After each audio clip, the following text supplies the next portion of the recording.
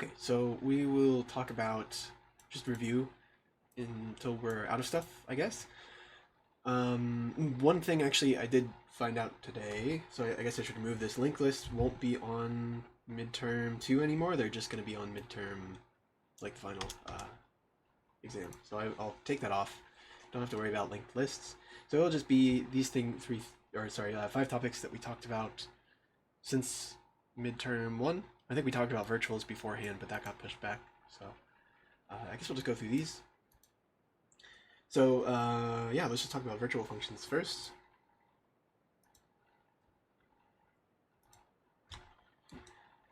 So virtual functions, if you remember, were just a way to redefine behavior in derived classes. So let's just do the example from the homework, which was the fish class. So, if we have a scenario where we want to simulate fish, we have a fish class, and they have some variables, I don't know, like an ID, and in that assignment there was like a way to render it to the screen, like a character that it appeared as when you drew it in the fish tank, and then we have some behavior that we want all fish to do, right? So here we have something like swim, which we want all fish to be able to do. But the word fish, or like the concept of a fish, is maybe not specific enough for what we're looking forward to doing with our assignment here. So if we just say a fish can't swim, well, we maybe want different fish to swim in different ways, right? So in that assignment, you had a fish that swam horizontally and a fish that swam vertically, and then a fish that just stayed in place. And they all had different behavior depending on what kind of species of fish they are, right? So the word fish here was not specific enough to exist by itself in our tank of fish that we had, like our aquarium. We needed to have a species of fish, because in real life you can't just say, well, that's a fish, it's a shark, or it's a yellow tang, or it's a tetra, or whatever. There's a more specific thing, and they have defining characteristics, even though they all share the fact that they're a fish in common. And so we want them to all be able to do this behavior, but be able to do it in different ways. And when you want to be able to do that, the way you do it is with the virtual keyword. So what virtual allows you to do is when you go and derive from that class, remember? So let's just say I'm going to just do some pseudocode here. We'll just draw it off to the side. But let's just say I do the vFish that swims vertically up and down, and I have it inherit from fish. So we know it is a fish. Remember that relationship that we said with inheritance? And then we can define the way it swims to be different than other types of fish. So this one just goes up and down. And that's the behavior that it exhibits, which is different than a normal fish, which doesn't have any defined behavior, which we'll get into what that means in a second. And we could, go and create other fish, right? We could create an H fish that has its own version of swim and is able to swim horizontally, right? So I put a swim definition here and then write the code, right? And so we have these things that both inherit from the same class. They are both examples of fish, but they have different behavior that makes them different. And so the word virtual is just there to allow you to define that behavior in an inherited class for certain functions. You can, again, share functions like you normally do with normal inheritance, but you can also add these virtuals or use only virtuals if you want to define that behavior specifically. And this is useful because we can do something like a vector or a array that stores all kinds of fish in it. It doesn't have to be one fish specific. It doesn't just have to hold vfish or hfish or one specific type of fish. It can just hold any kind of fish, and then at that point, you could go to any given fish. Let's just say this was in a loop, or I'm just generically writing some pseudocode here, and say, well, that thing should be able to swim. And we're guaranteed that they'll be able to swim because we know that that function exists in the fish class. So we have the benefit of, like in any normal inheritance, that they all are guaranteed to have that function. And then we are also able to take the benefit of a virtual, which means that they're able to exhibit different behavior depending on what type of thing it is. So I don't need to know what kind of fish are in this thing. I can just know that they are fish to know that they have to swim. They themselves will know that they are going to swim in that specific way. So that's what virtual is. It just allows you to redefine the behavior so that the inherited classes are able to do different things. And so virtual by itself, you could just write the function, if you remember, and write a default way for the fish to swim, and then whenever you inherit from it and actually implement that virtual function and override it was the keyword there. So this is a override. Then it just stops doing that version of that code, right? So when we create a vfish here, it's going to do the vfish version of the code, not the normal fish version of the code. But if you don't want that to be the case, if you don't want to have like a default behavior for a specific function that is marked virtual that you are expecting to override, then remember that you could mark it as abstract, and the way you do that in C++ is with equals 0. And what an abstract function does is it is just one where it has no defined behavior. It has no body to that function. So this fish, it knows it's able to swim, but it doesn't know how, is essentially what we have here. So just there's no code defined for that function. It doesn't know how to do that, but it does know it exists. And when you mark a function as abstract, because that means that the code is kind of incomplete, you're expecting to finish it later, which is what the virtual allows us to do, right? It overrides it, allows you to redefine the behavior from nothing to something.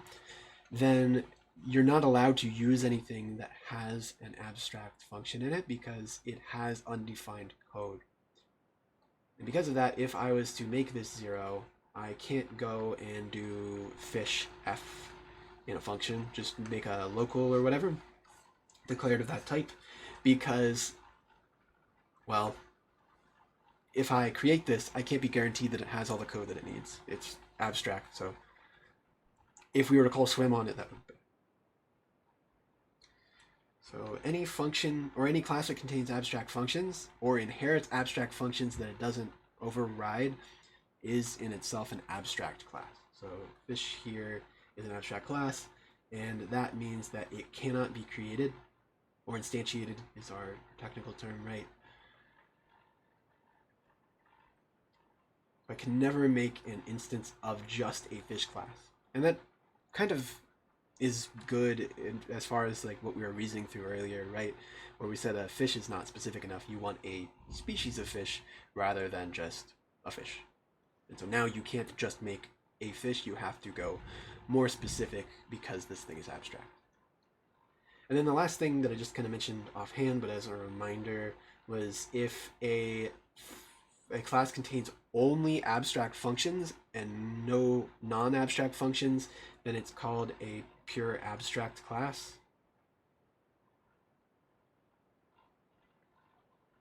And I don't think that will show up too much on the exam, but that's just a random terminology thing that it will throw out.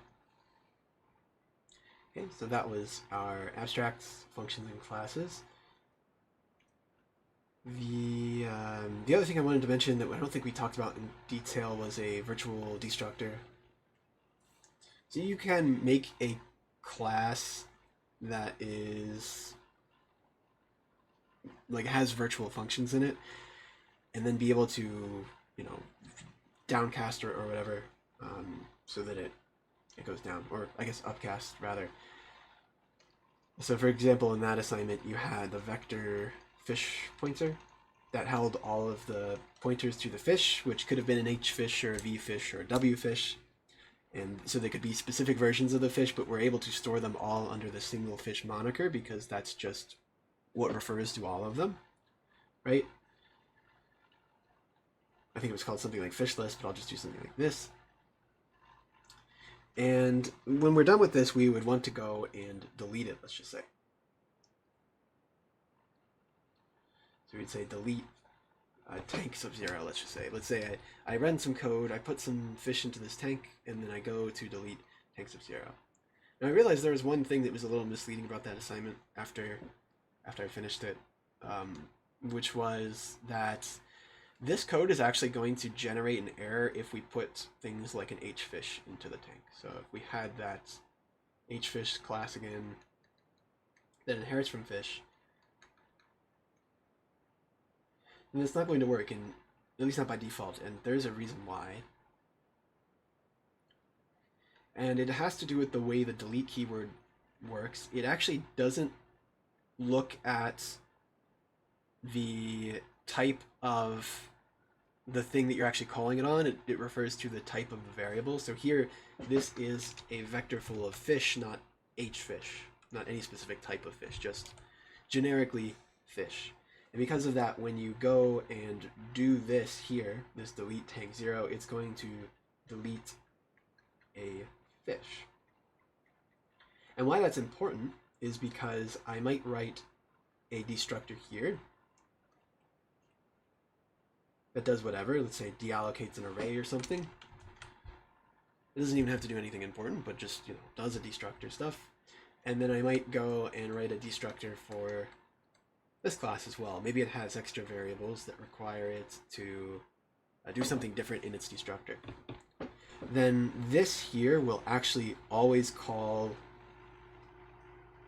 I guess I should use red, this version of the destructor, and not ever the actual destructor that belongs to that object, at least by default, because of the fact that it bases it off of what is the type of the variable you're storing it in, not based off of what is actually being stored in that variable. And so the way you get around this, because this is really just the same issue as we had with normal functions before we learned about virtuals, is just to throw the virtual keyword in front of the destructor. You can also do this with a constructor as well if you really want to. And this now allows us to have it call this version of the destructor, or whatever version of the destructor that we write, that is in a derived class rather than the base class. So I guess the key point here is that we want this to call the actual destructor that corresponds to the contents of the variable rather than the type of the variable. So this we'll call the hfish version, because this might store hfish rather than store just generically fish. So just to be clear, we'll say, like, I guess it's a vector, so tank.pushback new hfish.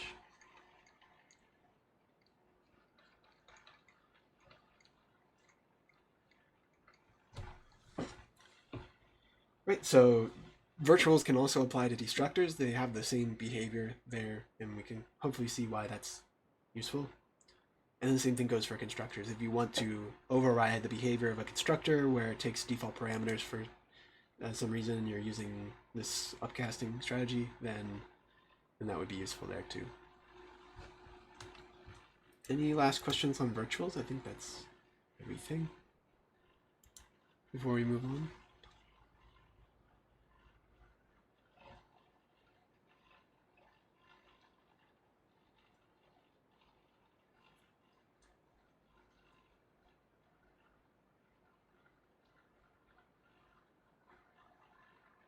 Okay, fair enough. And if you have any questions at any point, just stop me. What was the next thing?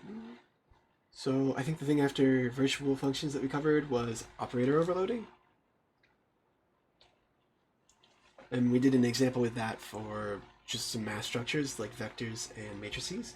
And so we said that in math, you might be able to do something like this, where you have two matrices, 4, 5, 6, and 7, and then you have another matrix. Let's just call these A and B.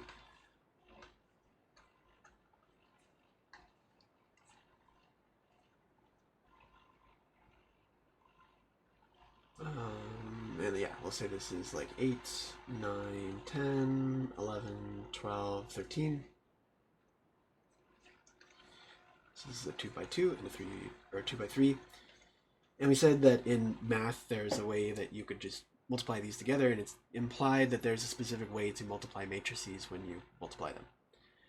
But when we actually go to something like C++ or any programming language, then matrices aren't a built-in type. It doesn't know what it means to multiply a matrix by another matrix. It doesn't have any understanding of what that means, and the same goes for any other class that you were to make.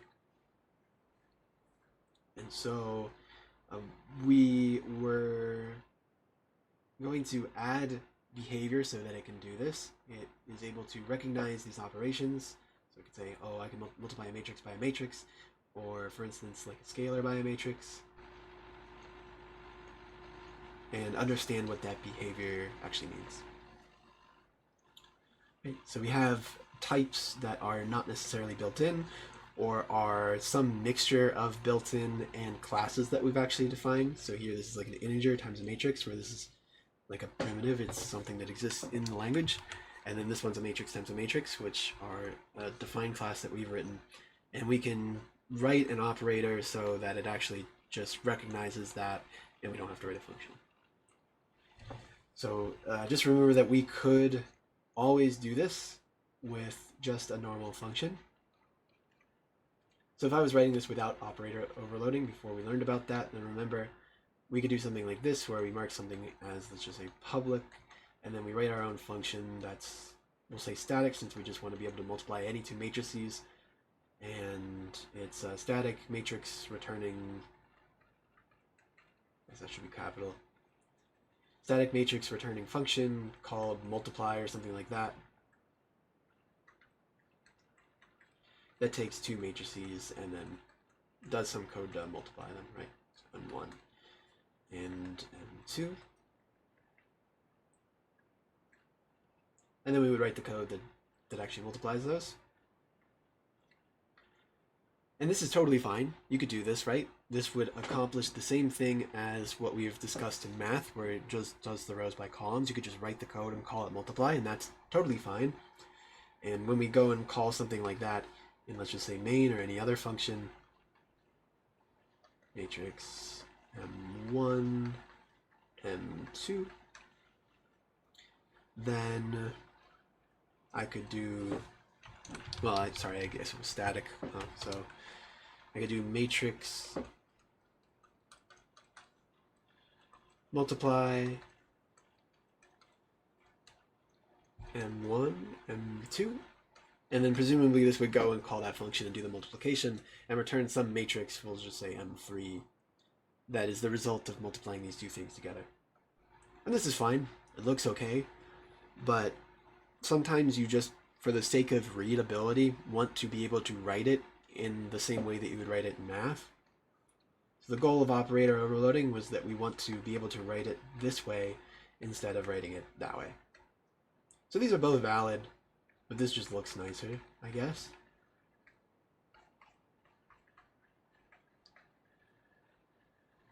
So just as a reminder, the only reason you do operator overloading is just, it's nice to read. It gives us readability. And so really it's just a personal preference. And that means that we could, for any function, just write it and call it multiply or add or read or print. And those are all totally fine. But if you really would prefer to write it this way, then you can, and it's nicer to read. Now there was one extra advantage to this, and that ties into our next topic, so I guess we'll circle back to it. But there was one other advantage other than readability. But let's just finish one or two more things about operator overloading. So remember, there was two different ways to do operator overloading, or I guess three, but one is related. So we could do it statically or non-statically. And for a lot of operators, that's totally fine. You could do it either way. So for instance, here I did multiply statically, right? I put the static keyword there. And so let's actually just go to a new slide and make it a little more readable.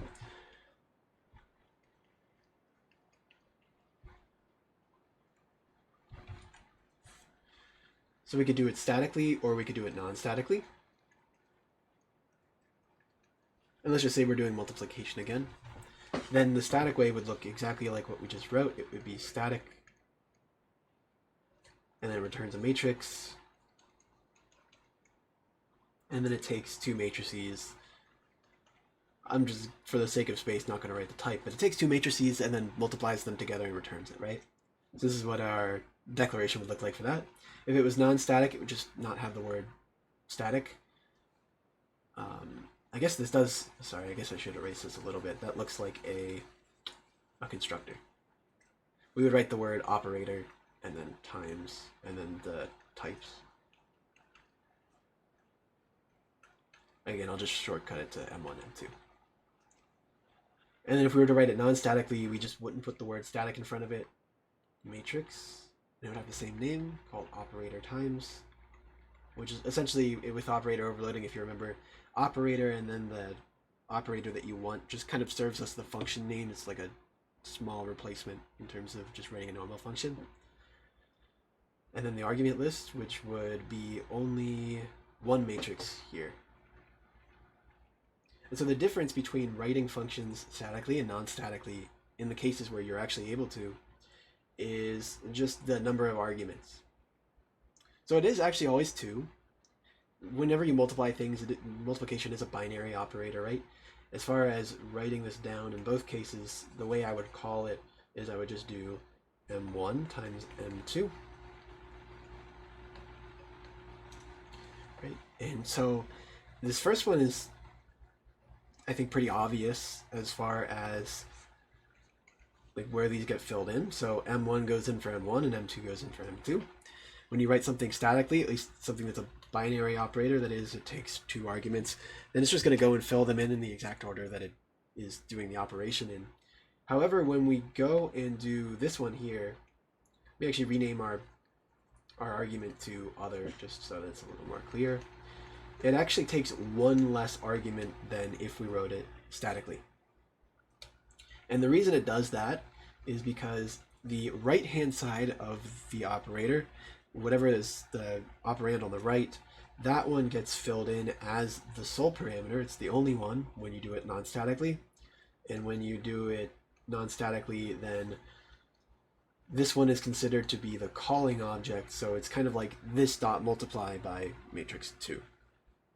Right? So if you do it non-statically, then it's implied that the left-hand operator, or sorry, operand is the caller, is the function, the class object that called the function.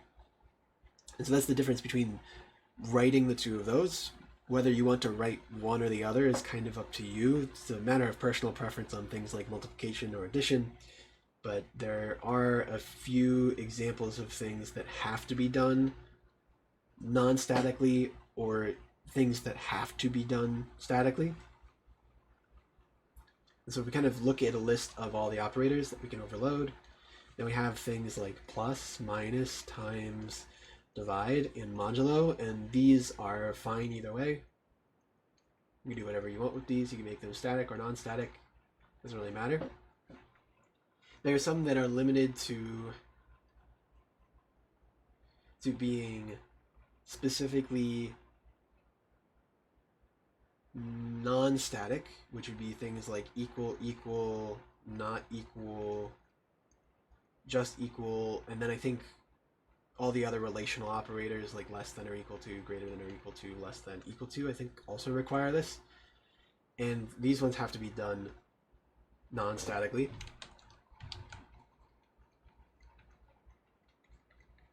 Which means that they always take one argument being whatever the right-hand side of the thing was. So for instance, if I had some class and 2 class objects called A and B, then when I do A equals B, A is the caller. It's going to be this object, the one that actually calls the equal operator overload, and then this one is the parameter that gets filled in for it. So those specifically, for some reason, just all need to be non-static. That's the way it does it. And then we had some that had to be non-static, and I think these were only the 2 that for sure had to be non-static, or sorry, static. And the reason these have to be static is because, well, the way that they're written, generally, you might do something like this. Let's say you write some class object called A. You want to be able to print it like this, and we're kind of limited here in the way that this works because cout is on the left-hand side, and A is on the right hand side. And the way we said that it works non-statically is that the first object is implied to be the caller and the second object is implied to be the parameter. But in this case, the left-hand side is cout, which is not a class object. It's its own variable. It's an OStream. And so it doesn't make sense to use it as the caller because it's not an instance of that class. It's not an A or a matrix in the example that we had, right? It's a stream that you're printing to. And because of that, we want to be able to list out the operators, or sorry, the parameters, and say, well, the first one, that's the stream that we're printing to, and the second one, that's whatever class this is. We'll say EX, right? So that would be for like the two stream operator overloads, the left arrows and the right arrows. We need them to be static in order for it to make sense. And the common way to implement them, rather than just simply mark them as static, is to make them friend functions. So let's say I have this function or this class EX. What I would do, rather than just simply mark it as static, is I would normally put the word friend here, which just means that any private variables that belong to EX are going to be accessible to just this friend. And then I would write the operator overload exactly as I would.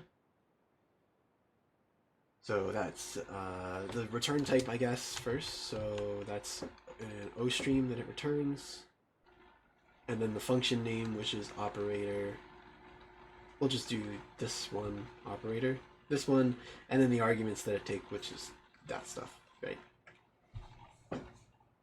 And so what this says is we have a function that is implied to be static. It has to be static in order for this to work, called the operator, the left operator, and it's a friend of this function. And all that's saying is that go look for some function that exists somewhere that is statically defined and probably globally defined.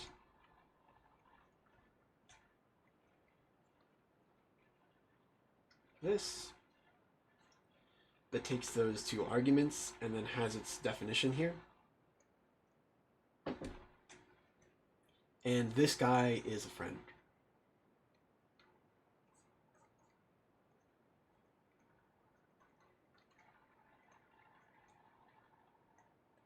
Right, so this has to exist somewhere for this to make sense. The friend keyword is just saying, okay, go find that guy, and if he ever executes, they're allowed to use private variables.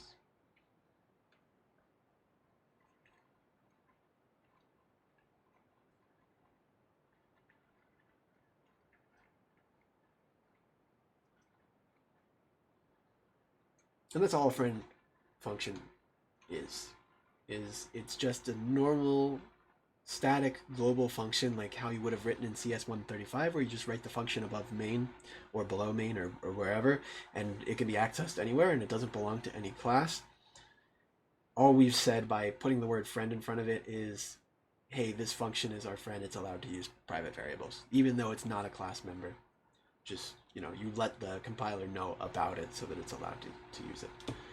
And so this is the common way to implement the OStream operator overload, the extraction operator, and the insertion operator, because it's convenient to just be able to print all of the private variables without having to write a separate function like for accessors and do all of that stuff, right? It's a little annoying. So we give it the ability to have an exception to the rule of private variables, which is that nobody's allowed to touch it other than class members.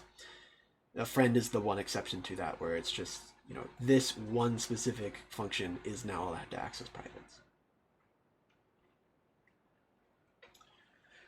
Right, so that's our friend functions. I think that's everything for operator overloads.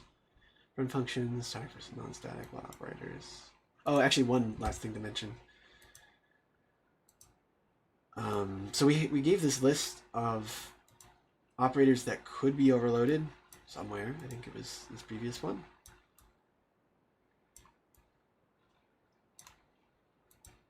Maybe not. Did I do it on this one? Just scroll down or something. Ah, yeah, here it was. So this is all the list of operators that can be overloaded.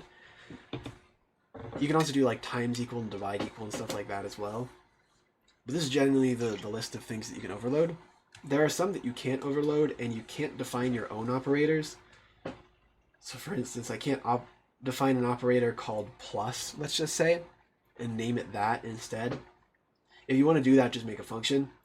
Because if you do it this way, then the compiler is not built in to be able to figure out like what that means. Because this could very well be a variable name, right? I could name an integer the word plus. And so, it's best not to use characters that could be confused for variables. So it doesn't allow you to do that. On top of that, there are some variables whose usage is super important, so you can't actually override them. So you have to forgive me. I'll make this a little less obvious because the arrow is one of them. So there's a few we can't override. And the only two that come to mind are dots and arrow. There's probably some more. And these are because these access class members, so if you override them, like, you lose the ability to use them in the intended way. Plus, they already exist for every class. They already have intended behavior, so you shouldn't override it in the first place. Right? Like if I did, based off our example earlier, fish.swim, then the dot is implied to access the contents of the fish and then go and override it not override it. Go and access it, right? That's what the dot operator does, is it accesses the thing to the left and grabs the thing on the right out of it. So you can't override that. The arrow does exactly the same thing, so that's why you can't override that one either. You also can't override ampersand and star, not as in ampersand and the bitwise operation and times, but as in the dereference operator, the one that you use to get things out of pointers. You can't override that one. And you also can't override the this one, which is the address operator that gets the address of something. So you can't override those. Not allowed. And actually, sorry, one thing I just remembered. I think plus plus and minus minus go into this list as well. Probably not. That. Right. Okay, so I think that's about everything. Any last questions on operator overloading?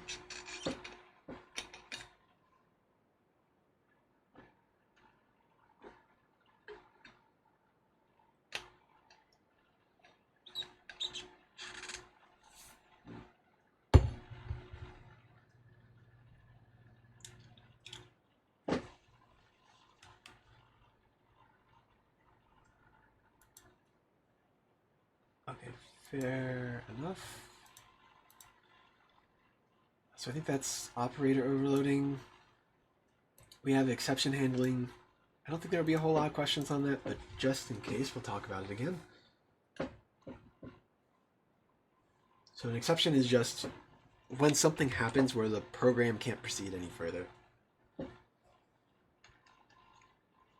So let's just say I have this code where I have a and b, which are two integers. I'd let a equal 3 and b, let's just say we read in from the user. C in and b.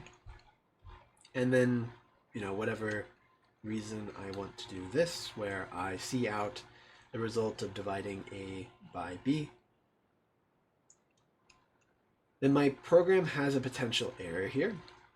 And that error is what if the user types in 0 and then hits enter. Then b will be 0 and a divided by 0, which is 3 divided by 0, that's not allowed. Because you can't divide a number by 0, at least not with integers. You can do it with doubles, it'll fix that for you. But integers, we can't do that. So this is an example of somewhere where we might encounter an error. And what you could do is just check, well, if b equals 0, then see out, error happened, and then prompt them again to read something in, and then keep reading until they actually give you something that's usable, and that's fine. But there's another way we could handle this, and it becomes way more useful as we get into more and more complex situations where we can't be sure of all of the things that will generate errors that the user could possibly give us, or if we're using somebody else's code and we can't be sure, exactly how it works because we didn't write it, then we need another way to be able to handle errors before they happen. Right? Somebody writes 1,000 lines of code. You don't want to go and read through all of that and figure out, well, okay, these are the 40 numbers that if I plug it into their function, my program crashes, because that's like A, hard to figure out, and B, kind of tedious. So, you don't want to take all that time to figure that stuff out. You just want to be able to handle the error without having to do all those if checks and check for all that stuff. So the way we can do this is with exception handling. So this one is an example of where the system has a built-in exception, if you remember. So this will just throw a logic error, I think is what C++ calls it, for division by zero. And the way we check for this kind of stuff is with a try block. So what we'll do is we can use a try block whenever we think we're going to run unsafe code where we don't know if it's going to crash or not. And that's a good idea to run. And so it has two parts. It has the try, which is where we put our unsafe code, and then afterwards we have any number of catches. So here I'll just put catch exception, which if you remember was just a base class for all of these. It has to be by reference in C++, and then you put this stuff afterwards, and then we put some code that handles what happens if there was an error. So for instance, prints C out, the division by zero was a counter or something like that, right? And so now if this goes and executes and an exception happens, rather than the program just outright crashing, it will go down here. So one thing to remember about this is that whenever we catch an exception, it jumps down to wherever it was caught. So if I had C out, we did it, or something like that, that we print when we successfully execute this code, then if the user enters the number 4 instead here, so we have like the good user and the bad user, this person enters 4, then that'll be able to execute, right? It'll do 3 divided by 4, which is 0, and see out that, and it'll see out we did it. And so all this code executes fine in the try block. Nothing unsafe happens. It runs through totally fine. In that case, it will just run through the try code, and then it will move on with its life and not do any of the catch code. But if it does encounter an error, like if the user entered a 0, then what it does is it immediately, as soon as that error happens, it bails out of any try code and jumps all the way down to here. So if the user entered the number 0, it would never print this stuff. It just, as soon as it hits that error, it tries to figure out what is it supposed to do with it.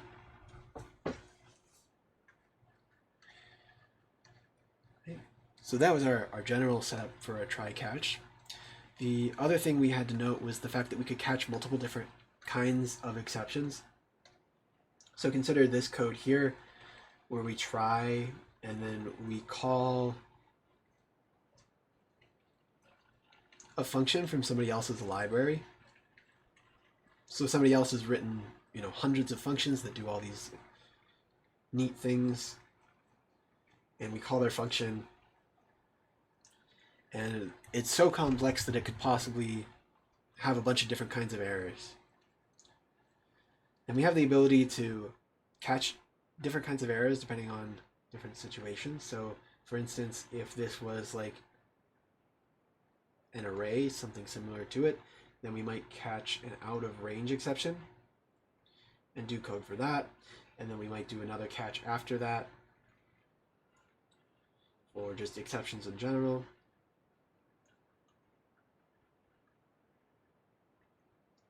And then do code there.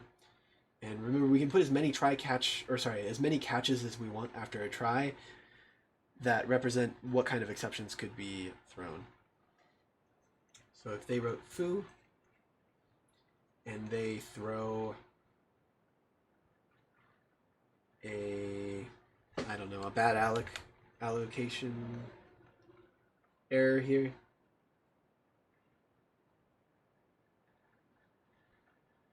then what will happen is as soon as this throws, it stops executing. It says, all right, well, we've encountered something bad. Let's go try to figure out how to handle it. It will exit the function. Well, it will see if there's any try. It will look for the most recent try block. In this case, there's no try block in this function. It just throws. So this will exit the function, and it will go back up to here, and it will say, all right, let's try to catch this. And so if you remember the way try catches work, it is they catch one by one. So it checks each catch statement and sees if it matches. So here, if I threw a bad allocation, it would say, is a bad allocation error the same as an out of range error? No, it's not. And so we go to the next one and see, is a bad allocation error the same as an exception? And in this case, yes, bad alloc is a derived class of exception. So it will say, okay, yeah, this is the code I gotta go. And this is important because it checks in these exact order. So it's like a if else if kind of.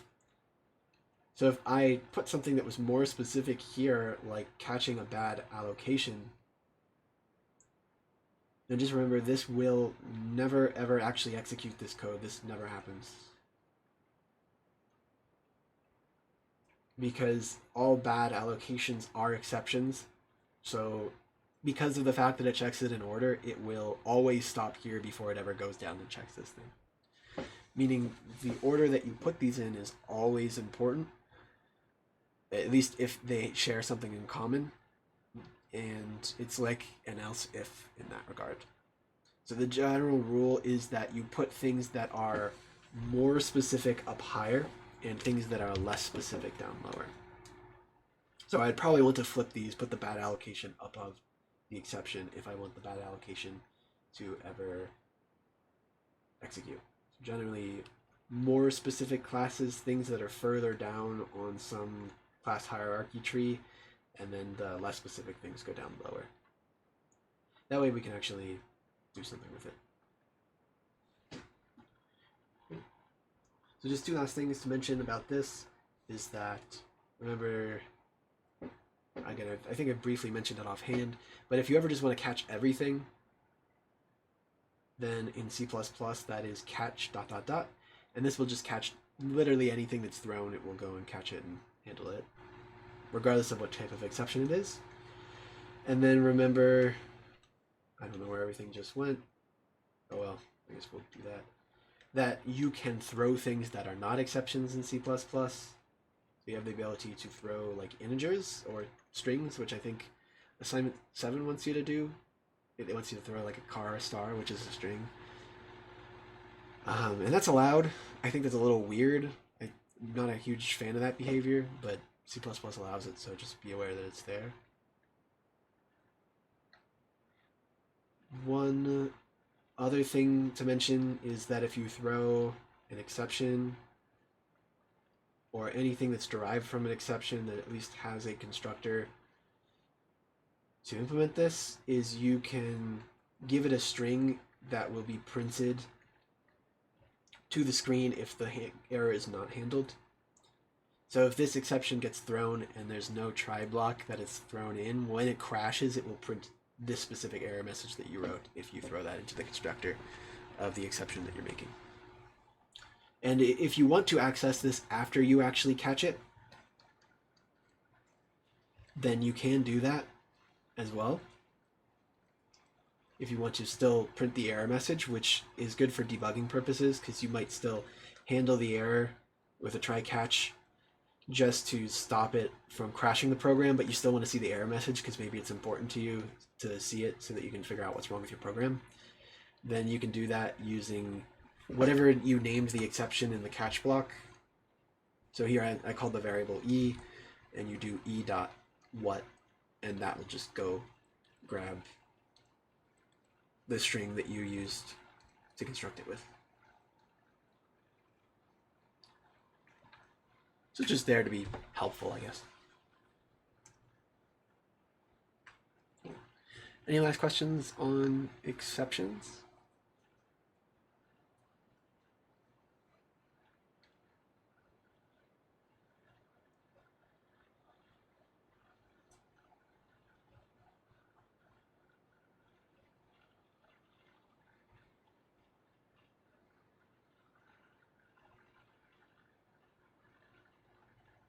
Okay, for sure.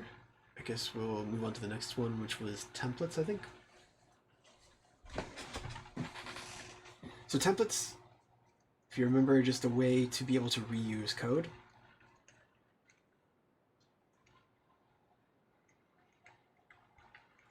And the way we define a template is we do the word template, and then we do the angle brackets followed by as many types that we want to be templated, or what we called generic types, that basically we're just going to fill in later. So here, let's just say I'm writing a sorting algorithm, and I want a swap function that's able to just swap two types or two variables of a specific type. Then I might go and write template class swap, which is void. It just goes and swaps two things and takes two variables by reference. We'll say t0 and t by reference t1, and then just does the swap code where it makes a temp variable, sets the temp equal to t0, sets t0 equal to t1, sets t1 equal to the temp, and then the swap is over, right? And so the reason we do this is because if I wanted to write, let's just say bubble sort, and I want it to be able to sort integers and floats and doubles and strings, then if I wanted to go write all of those, I would have to write bubble sort 4 times for all of those data types, and then maybe on top of that I want to do it for like a custom class. You know, I have the matrices from earlier, and I want to sort them by like their determinant or something like that, some value, and maybe I have some reason I need to do that. Then I would have to go and write all of those functions every single time I want it, and they would be exactly the same code, but the only difference would be the fact that you just write a different type every time, like integer or double or whatever. And for all 5 of those bubble sort functions, on top of that, we need 5 swap functions, and we need to write the swap code 5 times as well, or as many times as we need to write the bubble sort function. And so if we want to avoid that, then a template class is a helpful way to do this, because it allows us to say, okay, I'm just going to put some generic type here, and the compiler will fill it in for me later. So here, if I've written this swap function, if I go later and write swap integer, and then I give it 2 variables that are integers, then by making this a template function, all this does is it tells the compiler, hey, as soon as I see a version of that function that takes a specific type, I'll go generate that code and replace the word t, or whatever you decide to name the type, with the actual type that they want the code for. So by writing this code, it goes and copy and pastes this somewhere, and then replaces this t with an integer, and this t with an integer, and this t with the word integer, and this t with the word integer. And if you notice, by doing that, we've just created the version of swap that swaps 2 integers, which is what we wanted. And if we wanted to then write swap double, we can do that too. Or if we want to swap 2 strings, we can do that. Or, you know, whatever type that we want, it will now go in and replace that t with whatever type it is that we wanted. And so that's the advantage of doing a template, is that it goes and generates the code for you without you having to do it. But it still does generate all the code for it. So this really does, if I write it this way, go and write 3 versions of the swap function with the word t replaced with integer, and then another one with it replaced with double, another one with it replaced with string. So it writes it the same amount of times that if you were to do it by hand, but it does it for you, which is just there for convenience, really. And the same thing applies to classes, which we'll write here in a second. There was something else that I wanted to mention about this. Now I'm forgetting what that was.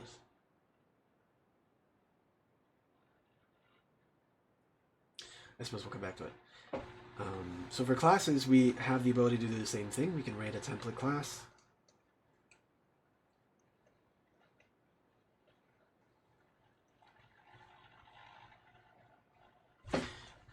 And a vector is maybe one example that we've seen before and used pretty frequently. But we declare it in the same way. We say template followed by our list of things. Or we can either use the word class or the word type name before the thing. I don't think there's a huge difference, but I'm just going to use class because I've heard it was more generic. And then we just write the definition as we normally would. So here, let's just say I do a class for a pair of things that just stores two things. And this is exactly the same way. It allows us to use whatever these generic types are, but rather than just over the course of one function, it's over the course of the whole class. So we can use it to affect members, we can use it to affect function members and variable members. So I might create something called t first, that's the first object in this pair, and u second. And now if I want to go use this, I can just go declare a type with these two things. So do something like pair int. Int, if I wanted to, let's just say, use this for something like xy coordinates in a 2D plane like you do in math, I could use this for other kinds of pairs. For instance, if I wanted to have a string and an int, let's just say, that takes somebody's first name and then their age and store them together, then we could do that now. And so we're allowed to use multiple types as well, and the order does matter. So this will go and replace, every time it sees the word t, it will go and replace it with an integer in the first example, and every time it sees u, it will go and replace that with an integer. And for the second one, every time it sees t, it will replace it with a string, and every time it sees u, it will replace it with an integer. And again, it just literally goes and copies and pastes this and then replaces it and generates the code every single time. So we have the ability to use this for a class. We have the ability to do it with as many generic types as we want. You can also derive from these, right? You can keep it still generic and derive from these, or you can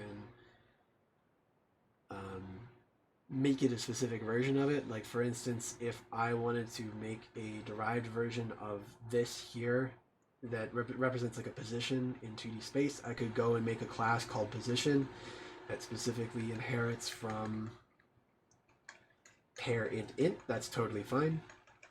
You can decide to get rid of types if you really want to, or you can keep them in if you want when you do derivations or inheritance.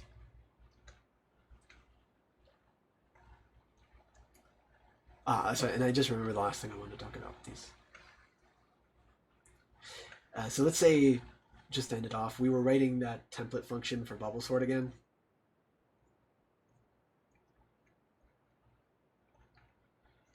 It goes through some t array, let's just say, an array of some generic type t, and has the template thing above it, void template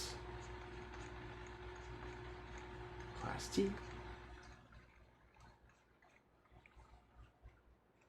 And then we write all the code for bubble sort, does all that stuff.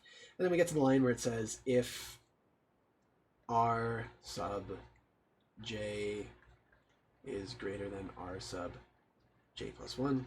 So remember, part of bubble sort was we just check if two things are out of order.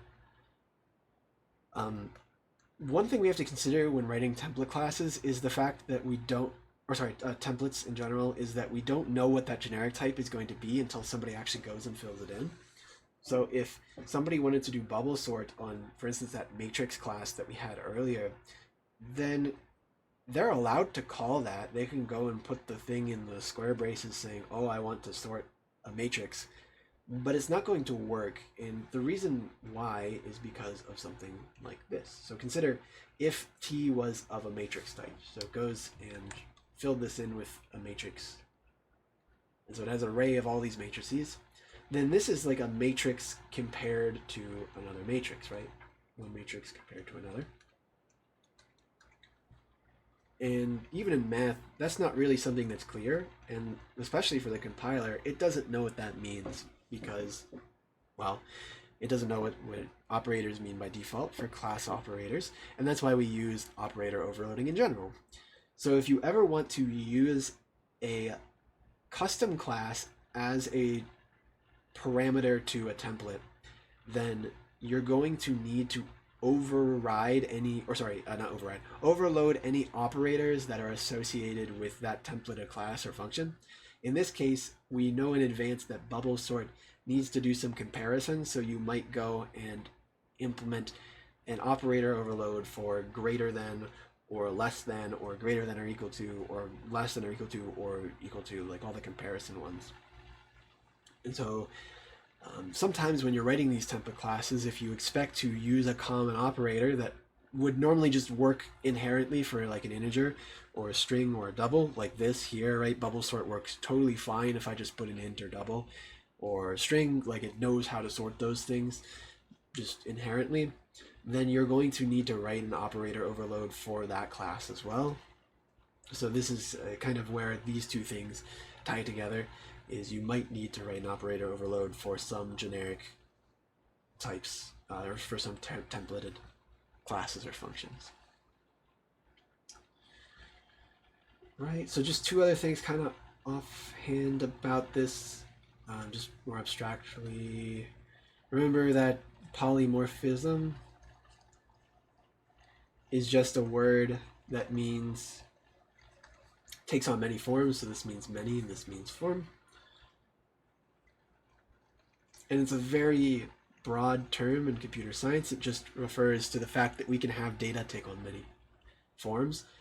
So for instance, I could have a function called print that takes an integer called x and then does the code to print that. And then I could also write a function called void print double j and then does the code to print that, right? And it's totally okay for these functions to have the same name, despite the fact that they have different parameters. And the compiler will figure out which one we're talking about depending on the context. So if I say print 4, it knows to go and do this one and not that one, because the parameter list contains a single integer. Right, so this was an example of polymorphism from CS135, where you do function overloading. You can have a function take on different forms depending on the context of its parameter list. Templates are another example of polymorphism because it allows it to take on different forms depending on the kind of type that you're using to create the templated function or the templated class. And a lot of the other things we have are also related to polymorphism, in that it's just kind of like a generic catch-all term for things that are able to just take on many forms. Like upcasting would be another common example of polymorphism. And when we apply this idea to computers, remember that there's two different times at which this could happen. There's a runtime polymorphism and there's a compile time polymorphism. And that's just, when does the polymorphism have? So if you remember that upcasting stuff,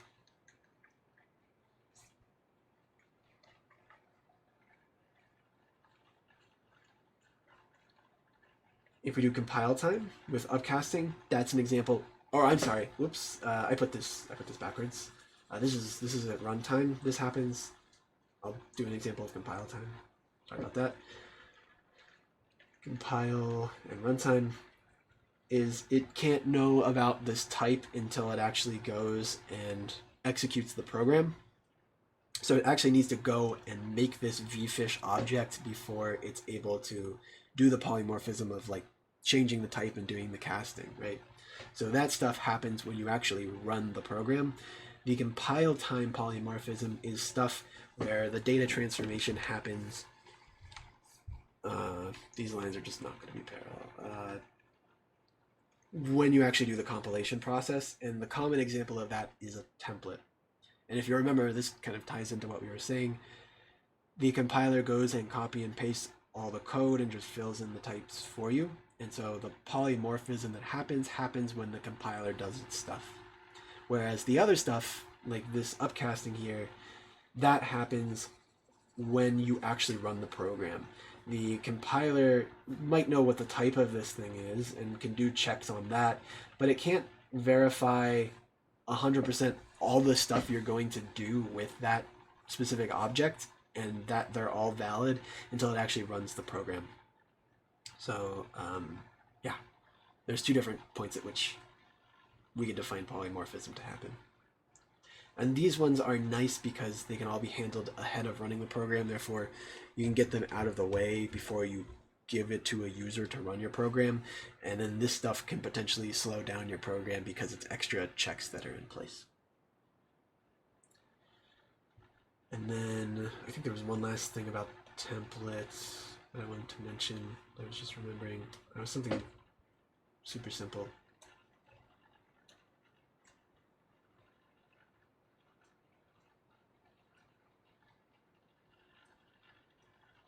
I'm totally spacing it. I probably should have just mentioned it when I thought of it, but I think that's at least everything important about templates. Does anybody have any last questions on those? I'll double check the thing I wrote.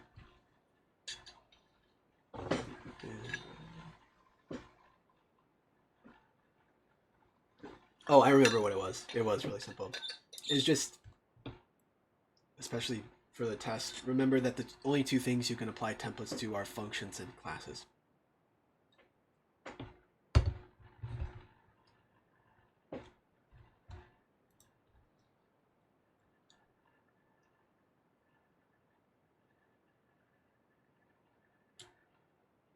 Okay, don't see any questions, so I guess we'll move on to the last thing, which is recursion. We'll see if we can finish it today. If not, we'll just finish that with the review for next time. So recall that recursion is a problem-solving strategy. And in math, it's more of a way of thinking. But when we talk about computer science, it's just when a function calls itself.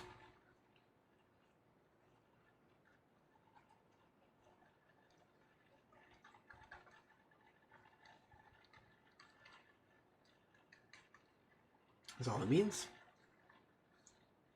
And so we said we could use this to solve problems where we're able to reduce the problem down to a smaller version of a problem. So for instance, we said that factorial was an example of that, right? So we might have something, I don't know, we'll go off to the side here, where if I wanted to do 4 factorial and 3 factorial and 2 factorial and 1 factorial and 0 factorial, that this was just 1 by definition, this one was 1, this one was 2 times 1, which is the same thing as 2 times 1 factorial, because 1 factorial is 1, and that this was 3 times 2 times 1, which was 3 times 2 factorial, since 2 times 1 is 2 factorial. And then this applies to all the numbers as we keep going up, right? 4 times 3 times 2 times 1 would be 4 times 3 factorial,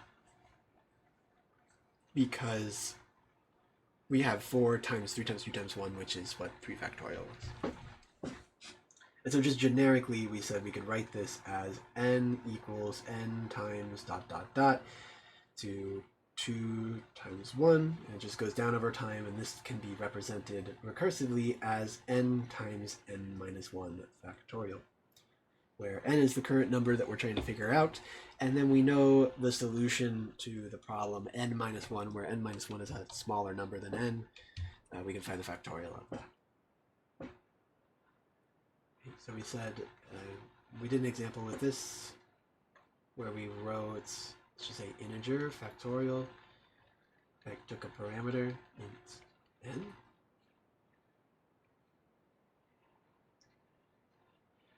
and then what it did was essentially just did what we said here. So it returns the result of multiplying n times the factorial of n minus 1. And this by definition like fills in that thing.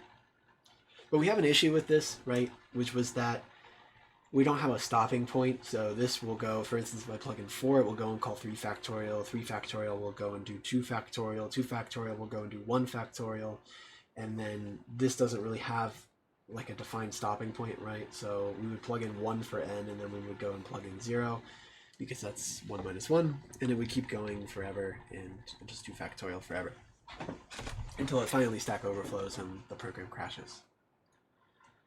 So we said this was our This was our recursion, or our recursive case. It's the thing that actually does the recursion. But there were two other parts that we always needed in order to make our recursion work. And so we need a stopping point. In this case, we could say it's just 0 factorial or 1 factorial or both. We could have any number of base cases where we define what the solution is to that problem. So essentially the idea is that we go through and we make the problem smaller until we hit something that is super easy to solve, like trivial in most cases, and we solve that instead. So here we could say, well, 0 factorial or 1 factorial, if we wanted to throw that in, those are easy to solve. They're just 1. We know what those numbers are. That doesn't require any complex math. That's just something that we can say.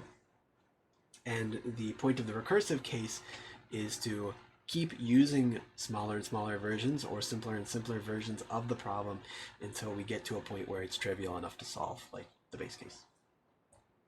So we have these three parts. We had the base case, which was the actual stopping point, the recursive case, which was where we go and do a specific instance of the problem that is hopefully simpler.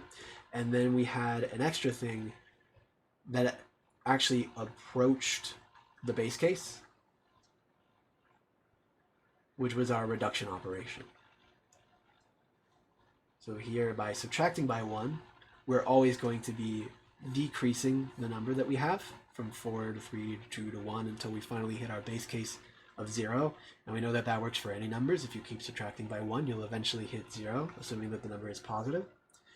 And so this reduction operation is there in that it reduces not only the size of our problem, but it reduces it towards the base case until it finally approaches and actually equals it. So the point of our reduction operation is to approach the base case. So we had this common example where it was just factorial. And then we did another example where it was something more practical. We'll see if we can figure it out. I think I still remember how to do it. And that was the Towers of Hanoi. It was a practical example of recursion where, let's just say you have these disks that are on 3 rods. And then you have 2 other rods. So this one's on rod 0, this one's rod 1, and that one's rod 2. And what we want to do is move this tower over to here and move all the blocks so that they're in the exact same orientation, but we want to never stock a block that is bigger than the block below it. So for instance, this blue block couldn't go beneath the red one or the black one. It's always got to be on the top. So if you remember, the strategy we said for this was, okay, well, let's move the tiny tower that's on top of this one to whatever peg we're not trying to move the thing to. So for instance, if I want to move this tower from here to 2, and we said, okay, move the stuff that's on top of the big block, move that to the peg that we don't want to go to, then move the big block to the peg that it needs to go to, and then the last step was to move that tiny tower on top of the big block so that we get the fully reconstructed tower. It was a way we could say this. So we did this first, and then we moved the big block second, and then we did moving this entire tower third. Okay.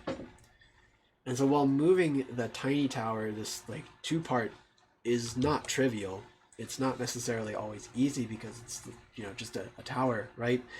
It is a smaller version of the same problem, because if we consider what this problem is trying to solve, it's trying to move a tower from one peg to another peg.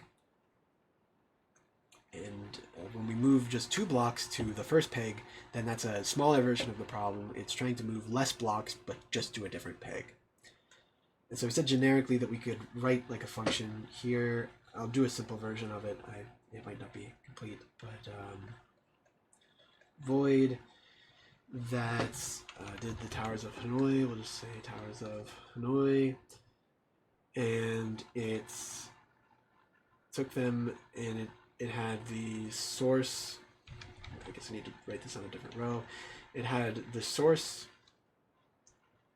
rod that we wanted to move from, the destination rod that we wanted to move to.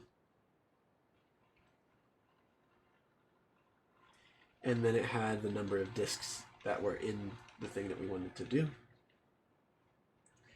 And then we said that we could solve this problem just by using that line of reasoning that we gave earlier, where we first move the tiny tower recursively, where we say, okay, well, the source is now the same source we want. We would do some calculation to find what the other peg is. We'll just say it's this one here for the sake of simplicity. We want to move it to whatever that other empty peg is that is not our destination. And then we want to move a tower of size disks minus 1. Right, so here our first goal with moving this tower of 3 things was move the tower that is 2 things, 1 less than this, and move it until it actually hits the thing there. And then we just move the big block to where it needs to go. So we move that from the source to the destination. And then we move the big tower back. So that would, or sorry, the tiny tower here back, which would be moving it from this other peg that we're not trying to go from to the destination. And then it's, again, a tower that's 1 smaller here. And again, there were more checks that we needed to do, but this was just generically the way we solved the problem, is that we said we could do those 3 steps in that order, which are smaller versions of the problem, and it should work. Right, so in this case, we have 2 examples of recursion. We have 2 recursive cases. We moved the small tower twice, 1 to the extra peg and 1 to its final peg that it needs to go onto. We just have some like normal code. I'll just maybe put that in like a different color here. Just some normal code that does some stuff to help out. It has nothing to do with the recursion. And then on top of that, we would need to have our base case and our reduction operator. Here we do have the reduction operation. It happens in both recursive cases, which is reducing the size of the tower that we're actually working on. So we reduce it until we hit something that is trivial to solve, which is our base case. And then I didn't put it here, and I know we're running out of time, so I apologize for writing fast, but we would put a base case here that's something that's trivial and super easy to solve, like for example, moving 1 disk to its destination. Like that's pretty easy, right? Compared to moving 3 disks to a disk, you kind of, or sorry, from 3 disks from one rod to another, you have to like think about it. But if we just say, well, move this 1 disk, that's trivial. You just move it to where it needs to go. And so we would do some sort of base case here where we just check, well, if we're moving 1 disk, then just do it and return. Okay, so I think we'll end there. If anybody has any last questions, I will stick around and answer them. If you have any more questions, feel free to send me an email, or we could talk about it at the beginning of next class, I guess. We did manage to get through everything, I guess. So I'll probably ask again about those topics that we talked about at the beginning. For those of you who've gotten late, I'll just pull it up again. I had 1 student message me about that announcement on Canvas, so I listed those. But next class, assuming we have time and we don't review for the whole time, we might talk about one of these things. So if you want to take time to think about it, then just let me know and we can talk about one of them. But okay, I think we're done. So assignment 7 is due soon. Let's try to get that done. I extended both 7 and 8 a little bit longer if you want to look at that. I forgot to mention at the beginning of class, the extra credit assignment is up now. I still need to get a video out for it, but there is a rubric if you want to take a look at that already. It's due in a month. I wanted to give you a lot of time to work on it kind of in the background. So that's there. Okay, so I think that's everything, and I will see you guys all on Thursday.